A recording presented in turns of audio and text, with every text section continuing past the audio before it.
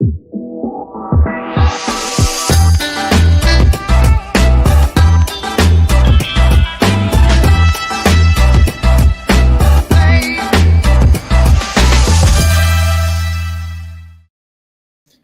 up, everybody? Welcome to Coffee and Analytics. I'm going to change my screen. There we go. Thanks for joining me. As always, two things. Subscribe to our videos if you want more of these. I don't like that video. There we go. I don't like that one either. All these different sizes. I'm going to go back to full screen. Subscribe to the video if you like these. That way you can get insights whenever we're talking about something. Following this, we have another cool episode, Nick and Jonathan. So if you're bored, find that next video online. So subscribe and use the commenting tool. If you have questions or comments or concerns or want to challenge me on something, feel free to do so. I enjoy seeing all the comments that come in live. Today, obviously, what drove you into signing up for this discussion is franchise truth bombs, what buyers wish they knew before signing. And the reason I wanted to go down this route of looking back at some of the insights from 2025 is I wanted to understand what buyer sentiment was looking like. And so these are all folks that have already bought a franchise that we're pulling the data and information from. And they're active now, like they're opening up their units right now. So is there regret? Some of them actually are signing in 2025 too. But is there regret? Is there frustration? What process did they have to go through? And more so to give you guys the insights that as you are reflecting on your own funnels, how does this relate back to those? Before I even get into my notes, I just want to say a few quick things. One is I was curious because we're now well into the thousands of franchisees that we've spoken with. I actually pulled up one of the first ones from True Blue, looked at their LinkedIn, still kicking it. Looks like they're doing fairly well, which is awesome. And I was curious just for what their sentiment was. So I pulled it up. How long did it take you to go from impression to inquiry? 24 months. So this is back 5 years ago. How many brands did you look at? 6. What is one thing you wish you knew about franchising then that you know now? The support and the whole package of the business, and that it makes the process easier. You jump ahead many steps when you were working with a franchise. How did you approach researching the brand support? So they looked at support across the 6 brands that they looked at, which is awesome. What concerns did you have? The cost, which is pretty standard. But it's interesting to look backwards 5 years and see how much is sentiment changing. And it isn't changing drastically. It's about the same, which is why people get into franchise in the first place. Hasn't evolved greatly. Another thing I want to talk about before I get deep into the notes is the whole economy thing. I think franchisors, it is up to you to press down the pedal on educating the franchise buyer that they're really buying something 6 to 2 years from now that is going to open. And in my opinion, and you could look at Bitcoin being down, $25,000 versus what it was at the turn of the year. Well, that means you buy low and you sell high, or you have the potential to do so. So I think about the J curve 2 years from now, if the economy continues to improve, then the cost of real estate or leases could be higher than it is now. And so when I'm talking to a franchise buyer, I want to educate them and say, like, you're actually playing for the future. I did a podcast earlier this week, great one. I really enjoyed it, with a franchise owner of Children's Lighthouse. And we talked about him being in business for 20 years. And I said, look, you've gone through 2008. He opened in 2007. And you went through COVID. Like, what advice would you have for someone that is on the sidelines, maybe not moving forward? And he's like, just do it. You're playing for the future, and there's going to be ups and downs as a business owner. And so it's fascinating to me. I think higher net worth folks don't panic as much during, movement in the stock market or in Bitcoin or in the economy. They don't panic probably because the nest egg is stronger versus lower investment franchisees that might come to the table a little bit less capitalized. They push the panic button a little bit more. And so I keep on thinking about the level of support that needs to happen in the sales process. We talk about support and how we're going to support franchisees once they open and the infrastructure that we give them when they're in business. But very rarely do we think about the support in the sales process, that it is complex and scary to buy a franchise. And so when you take that into consideration, you say, okay, how could I support a franchise buyer in the process? It might change your approach to how you're communicating and setting those expectations. And so speaking of expectations, I've been thinking a lot about this when it relates to life and marriage and business and jobs. It's really like expectation setting. It's, are my expectations hit or not? And so I think about this as it relates back to franchising. And I think about item 19s, and I think about how some of them are not inflated, but you're pushing a higher number. What does that do from an expectation standpoint? And if you obviously you have to sell franchises, but if you're marketing a number that is going to take a while for that franchisee to get there, does that trip them up in years 1 through profitability? I've been reading some of the perceived negative news on Crumble. I'm like, I don't think Crumble's going down. I don't think it's crumbling. There, someone had to say it. I think the numbers are inflated for heavier trafficked areas, and the expectation of the buyers are not aligned to the numbers that are in item 19. And therefore, if I'm not performing above average, then I have a level of frustration, even though it takes time to build up the customer base, because I'm looking at these bigger numbers. And so I swing it to a client of ours that I think did a wonderful job. Workout Anytime. They went outside of the mainstream markets and really were the hero brand in smaller communities.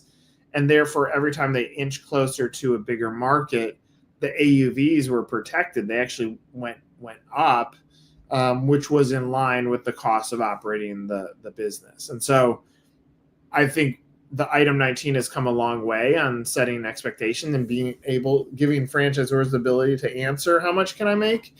But at the same time, I don't know that franchisors have gotten sophisticated enough with it, and it could be lack of data, where it sets the expectation properly for that franchisee, which I will get into. Per what I said at the beginning, obviously ask questions if you have them, or else I'm just going to keep cranking through. Oh, and as a side note, if you haven't registered for Fran Camp, Jersey, we have a few slots available in June. Chicago and Miami are open. Miami's in December. So if you haven't attended Fran Camp, I encourage you to do so. Reach out to me if you want, or go to 1851francamp.com to register. It's been awesome, and would encourage you to come. All right, so the transparency factor in franchise sales. So as I write this, there are clear sentiment challenges in our country: the economy, Bitcoin, the stock market, politics. But what really caught my attention this month is franchisee sentiment, specifically what they wish the franchisor had done differently in the sales process. And again, I'm trying to extract the information from all of this data that we have to give you some insights that you're able to use in your process. And so what creates this turbulence? Transparency.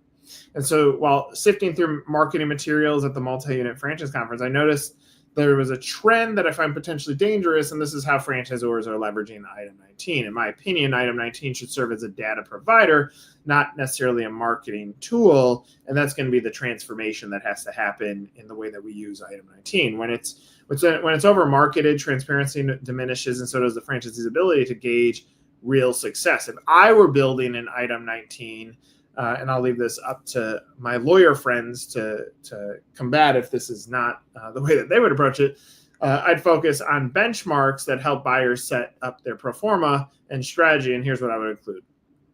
I would be fascinated in first-year sales. I think it's the most critical metric. Even if a buyer doesn't hit the AUV, exceeding first-year projections can still be a signal of success. I would put state-by-state AUVs. Our insights from the Alec Lafer report, which if you saw the note or you're finding the article about coffee and analytics on 1851, you'll see the link to it. You can also search Alec Lafer report 1851 on Google and find it. But it shows that Utah is consistently ranking as number one. That means that the dollar stretches further there, which is important for franchisees calculating their ROI and franchisor fees. And so the value of the dollar might be less in California versus Utah versus Chicago versus Florida versus Texas. And so what does state-by-state AUVs look like? And again, the more that I disclose, the more that I can talk about in the sales process. The more that I can talk about in the sales process, the more likely I'm going to be in providing transparency back to my franchise buyers. Real estate costs, a comparison of lease rates versus AUV to show how site selection impacts sales performance. Years ago, I was walking, doing a tour of a few locations with a big multi-unit franchisee in Chicago. And I remember going to this new concept that we were looking at, and he goes, "This is going to fail." And it was owned by, the owner had two types of brands. One was this was a bubble tea brand, and he also owned a yogurt brand. And the yogurt brand was printing money, and the bubble tea unit, beautiful branding, but the multi-unit operator goes, "Won't work." And I said, "Why?" He goes, "Real estate. They went too cheap on it. They probably cut corners on it, didn't want to sign a more expensive lease like what they do with the frozen yogurt brand." And sure enough, it lasted less than 4 months. Beautiful business, great product, great branding, awful location. And so if I'm trying to understand as a franchise buyer, where should I go, then why not put the real estate costs? We really disclose what is the comparison of lease rates to AUV.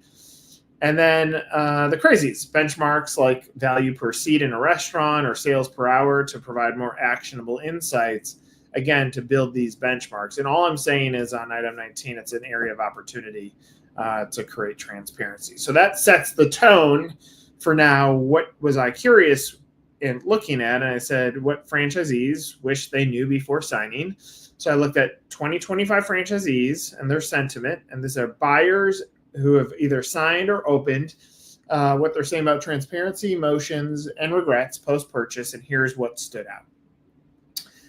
Costs were higher than expected. That was a consistent one. And I'm pulling the negatives. There were plenty of positives, but I'm pulling the negatives out of this. So costs were higher than expected. And I get this. I get why we're trying to market lower investments, because we think it wins. But in my opinion, and this comes back to the whole discussion around deal value, a franchisee who can scale, who can open up 3 units, is going to contribute much more revenue to the franchisor in the form of royalty. And so when I'm looking at the right person, yes, I can play the game of trying to convince someone to buy in, have them have sticker shock after they've bought. But if they stall out and don't continue growing, that sucks. Or if they sign a multi-unit agreement and stall out, that sucks.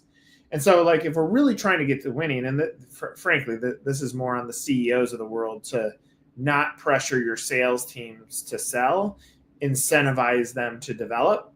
But if you really look at what kind of expectation are we setting from a development standpoint, I would be very careful on that, because costs were higher than expected. And I go back to that first franchisee that I pulled from True Blue. The cost is what they wish they would have known a little bit more about. They're very happy, clearly having success, but just an insight for what they're looking at. Number 2, construction costs. They wish they had a little bit more transparency around that, kind of in line with the total cost. Financial transparency concerns. One franchise buyer said he didn't understand how to read item 19. I think this comes back to educating franchise buyers of how franchising works. So that's really probably a franchisor call as a part of an FDD review. I wish the franchisor told us to start with 1 location first. We didn't open 2 due to COVID and the real estate issues, and we lost our investment. This is a big one. We can, if we took all the sold not open units that exist in franchising, there'd be thousands of them. In my opinion, and again, like royalties win the game. If I take a giant chunk of the franchisee's cash, then I'm actually impacting how much they're going to spend when it comes time to market their business to try to drive sales.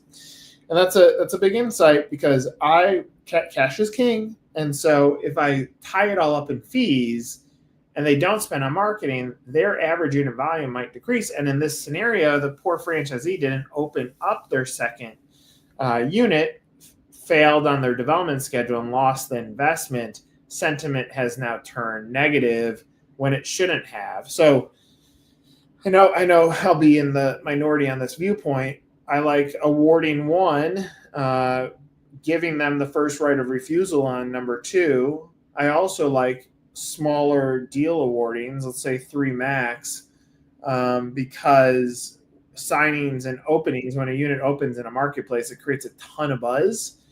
And if you have to tell that next candidate that we're sold out, then you miss out on the opportunity of finding that next franchisee.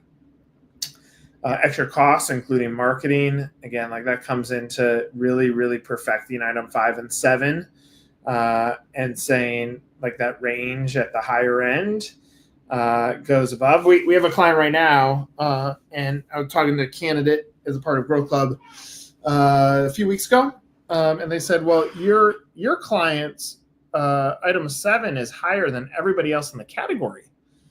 I said, yeah, that's one way to look at it. Or there's this higher because they're actually being transparent with how much it costs, and they've eliminated the blind side of what it costs to develop a unit.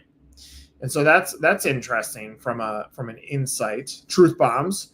And it's tough, because then if they're doing apples to apples, they might go with the other brand because they think it's cheaper, and I can get into business for less with this one, even though one brand was more transparent. It's totally a double-edged sword. I had to learn real estate on the fly. I think franchisees have to learn a lot on the fly, and that's where support comes in. If you think about it, and I've talked about this before, most franchisees, first-time franchisees, were experts in a category: operations, marketing, sales, leadership. And so now when they become a business owner, they're thrown into it in a big way. And part of the magic of a franchise is you have all this infrastructure around you in these other departments. And given it's there no matter what, like there's shortcuts made. I think about starting my business, like the mistakes I made with payroll early on, not knowing how it works, obviously are things that you have to learn as a business owner. And so in that sense, they didn't know how real estate worked and having to learn it on the fly. That gives that franchisor the opportunity to build modules or build that into the support system, so that they knew like what was it going to take to win at real estate. Unexpectedly long timeline to find a location. That's a tricky one, and I've seen it a few times where if the money has gone out, fee has gone out, this is where the turbulence starts, because money is leaving, not coming in. Franchisee can get stressed. Just something to think about. The opening process took longer than anticipated. That's kind of in line with timeline. Find a location, lack of clear opening guide, a basic to-do list wasn't enough. And so you think about that on the sentiment. It's not bad. They're not talking about like they wish they would have held back with the economy, or wouldn't have signed because of politics. They all chose to move forward. And so you have to give that kind of sentiment or insight, and maybe use that as a part of your due diligence process, or support for due diligence process with your candidates, because there's some really good insights in there that say it's not the economy. And so I've heard some franchisors recently say, well, tariffs and blah, blah, blah. Again, you're playing for the future. I don't know that that's the true sentiment after a franchisee signs. I understand it as a sentiment for someone who is in the sales process. So obviously we want to make them feel comfortable.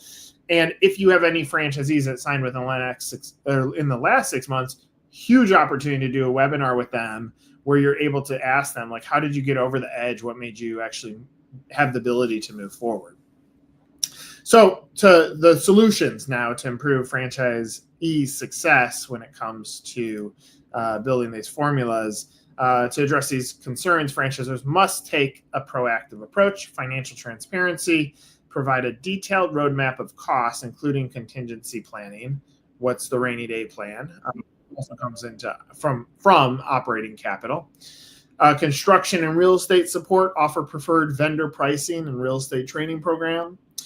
Franchisee roadmap, onboarding roadmap, assign a launch mentor to each new franchisee. Scaling expectations, encourage phased expansion, ensuring success at first location before opening more.